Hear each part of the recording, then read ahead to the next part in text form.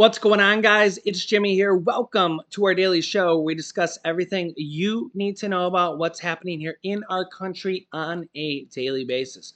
In this video, I want to talk about, well, a couple different things. One, Republicans have talked. We have multiple Republicans in Congress right now talking about, Kevin McCarthy, the Speaker of the House, has talked about cutting billions of dollars to the defense of our country, the military, the Army, the Navy, $75 billion he talked about before. I don't want to talk about that here in this video, but I want to talk about multiple Republicans talked about cutting money to Social Security and Medicare, literally cutting your benefits. So it's a very real possibility.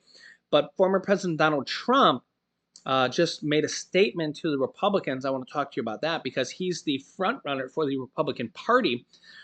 And what he just said to the Republican Party, very, very important, because if he goes up and let's say it's a rematch of Trump versus Biden, could be a 50% chance that he could be the next president, Trump or Biden.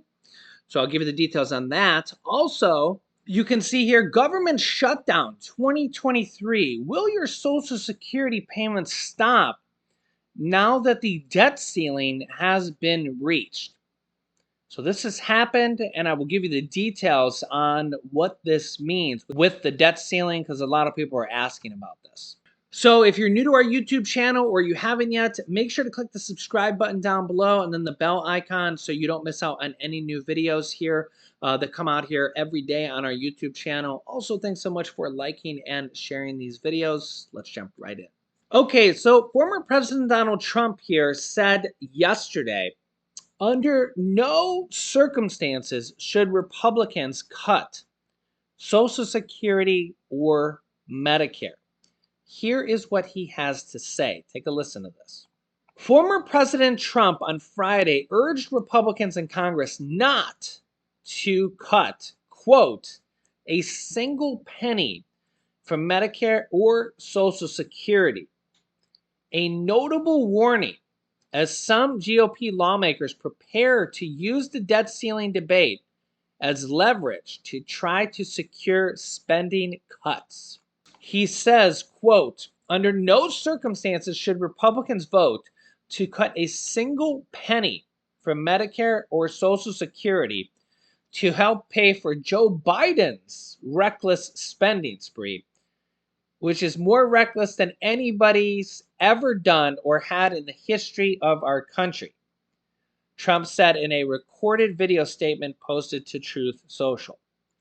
The former president, who in November launched a 2024 campaign for the White House, called for cuts to a slew of other areas, including funding for, quote, corrupt foreign countries, climate extremism, left-wing gender programs for our military, and waste, fraud, and abuse everywhere we can find it. He lambasted Biden's spending agenda, though the national debt increased by roughly $7 trillion during the Trump administration. It's interesting that this article says $7 trillion because it was actually about $8 trillion, as you can see here. If you just do the math here, I believe it was about $8 trillion. You can see when Trump was inaugurated on January 20th, 2017, the total national debt was nearly $20 trillion, according to the Treasury Department. It has increased over roughly 30% since, nearly $8 trillion to $27 trillion as of Monday.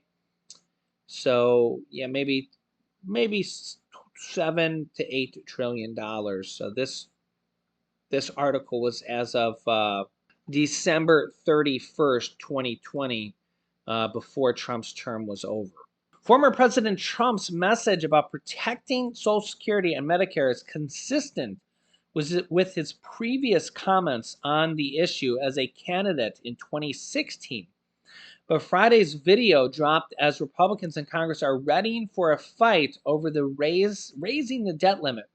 with some conservatives arguing cuts or reforms to Social Security and Medicare should be on the table in order to balance spending. That's right. Trump's comments on the social safety net are also in line with the message coming from the White House, the Biden White House. Biden has repeatedly warned Republicans may try to cut programs, including Social Security and Medicare, and vowed to veto any such efforts. However, the White House has been adamant that it will not negotiate lifting the debt ceiling with conditions such as any spending cuts. And the U.S. hit its debt limit this week, which apparently was just the first stage of it. And the Treasury Department this week enacted extraordinary measures to continue to pay its debt, which basically means that they're now just using the money in their checking accounts and the money the government has on hand until they run out of money. Remember, the government runs a deficit all the time, going back to 1990, when the government had a fiscal deficit of only $3 trillion, and now it's $31 trillion. So it's only a matter of time until the government completely runs out of any money it has. And don't forget, there's things like a war going on in Russia with Russia and Ukraine.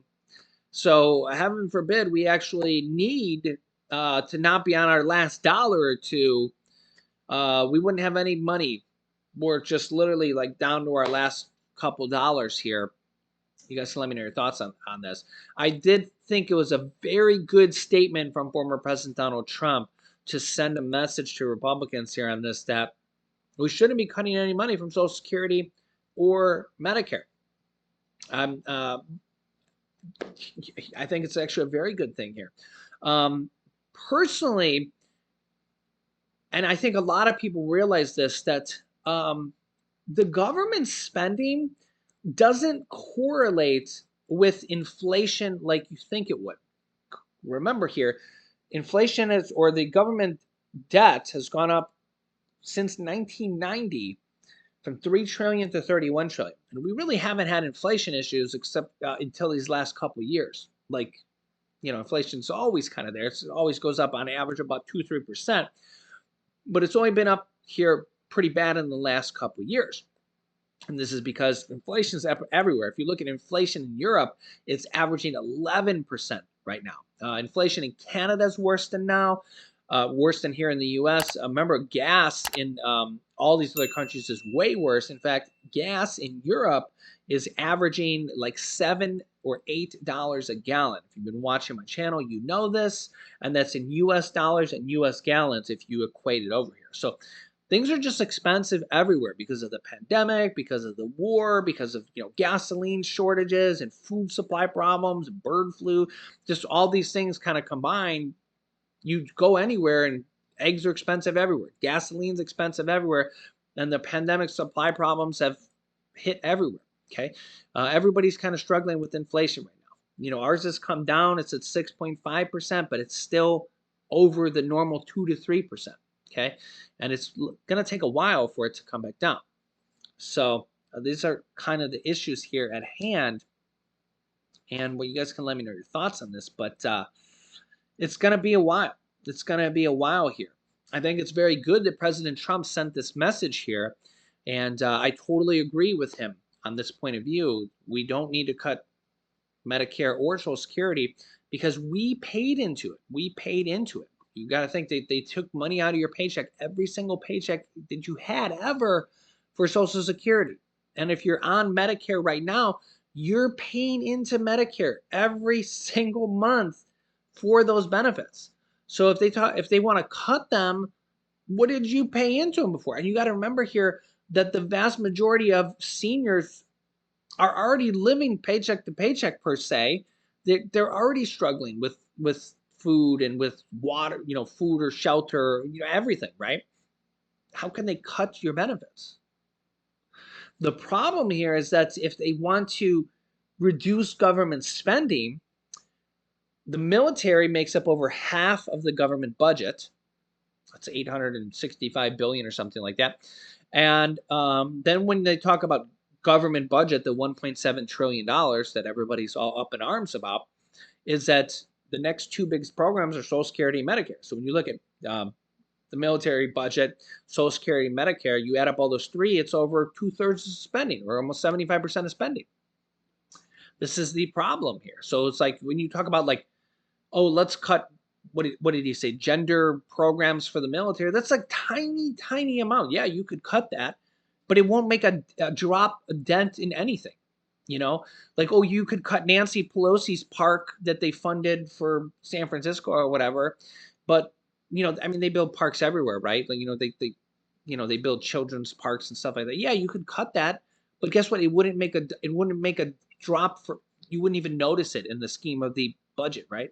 When they talk about like, okay, we want to make a big difference. Like, yeah, you could cut funding for Ukraine. They've cut, they made about $100 billion in funding for them in total. That would make a difference. You can't go back and retroactively do it. It's done and over with.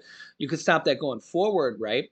So you could do that. $100 billion would make a difference. But like going forward, like when you're talking about like saving billions, hundreds of billions, there's just, you have to look at the big spending things. There's not a lot of things you can cut tens of billions or hundreds of billions from. This is the problem. Just from a realistic point of view, you just can't make money up here from somewhere, or it's got to come from taxing more people or bringing in more revenue. So you have to either bring it in from somewhere or cut it from somewhere. And remember that the Republicans, the first bill they passed was actually to get rid of the new IRS agents, which actually the majority of them are actually just employees. But that would actually cut money. But because remember, they actually would bring in more money than they pay, because they're going to go after tax sheets and stuff like that, and that would actually lose the government money, because the tax cheats and stuff they're going to go after that would actually owe the government more money. The CBO said that they would actually lose $114 billion over 10 years if that were to pass. They passed it in the House, but the Democrats in the Senate said they weren't going to bring it up. So we would actually lose $114 billion if that would pass.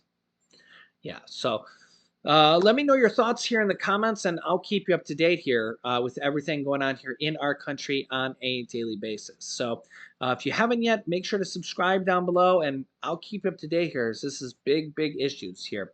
New videos come out here every day at 10 a.m., 3 p.m., and 8 p.m. Eastern Standard Time. Thanks for liking and sharing these videos.